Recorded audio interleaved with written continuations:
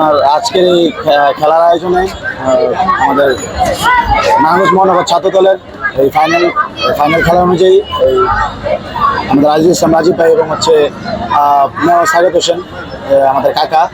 তো এই খেলার আমাদের উদ্যোগকে আর আমাদের আজিজুল ইসলাম রাজীব ভাই এবং হচ্ছে সাগত সাহেব আমাদের কাকা, ওনাদের সহযোগিতায় আজকের এই খেলার আয়োজন। তো বিগত আমলে এই নারায়ণগঞ্জে এই চাষার মধ্যে এই প্রাণকেন্দ্রের মধ্যে কখনো এই খেলাধুলার আয়োজন, খেলা দেখার আয়োজন করা হয়নি।